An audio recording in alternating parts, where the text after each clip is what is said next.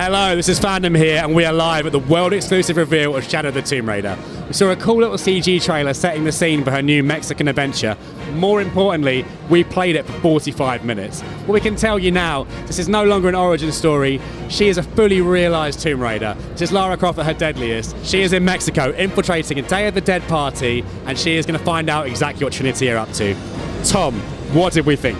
I thought the Day of the Dead was done fantastically well. It's a setting you've not really seen. It's very visceral, it's very colourful, it's amazing. Lara's going through there and she's really tight in with the enemy all around her, but also the locals as well, so there's a nice little bit of interaction there as well. The thing that I liked as well is it seamlessly, and I still don't know how they did it, they seamlessly put you into then an Aztec temple when you're going through Aztec ruins, and that's another setting that we haven't really seen as well before, which is amazing. Uncharted did it a little bit, but this is a really nice take, and we get to see some stuff that we've never really seen before.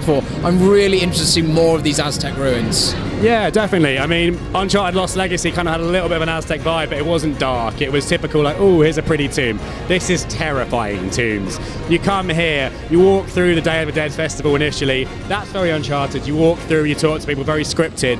But then you're thrust into deadly tombs. There's ills attacking you. There's traps everywhere. There's water to contend with. This is Lara facing her deadliest challenge yet, I think. Yeah, something else that wasn't necessarily a seamless transition, but I liked the transition, was the stealth to combat option. Whereas before, every other game has tried to do a seamless transition, and I know this sounds weird, they didn't do one. If you were stealthing around, which we all tried to do, and we all eventually got caught, as you're halfway through trying to stealth and stealth kill people out of the bushes, if you got caught, there was a little cutscene and some more armoured guys jumped from a helicopter, and then Lara got her guns out, which you'd have thought would be jarring, but it really isn't, because from then on, within that mission, you have to be combative, and you have to shoot with your guns. And so it was really nice to have that distinction of, no, you've been caught, it's okay, you don't have to shoot now. So it gives you this choice of, if you want to just go in with guns blazing, you can.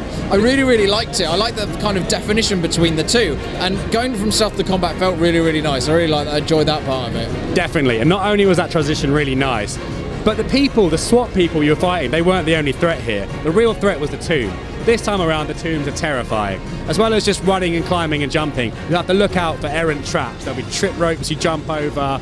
There'll be things in the water you're swimming that will attack you. It's really felt like everything was coming against you, and this felt like Lara's toughest and most deadly adventure yet. The other thing that I really liked was they teased an open world setup, and they did that kind of in the last game, but it was more like a hub.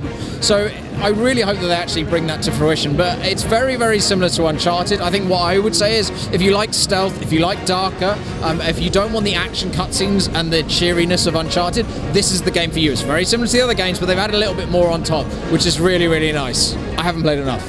45 minutes, you're only just about halfway through the first level. It's not really enough to get a feel of it. It's very similar to the old games. It's very good, but stay tuned.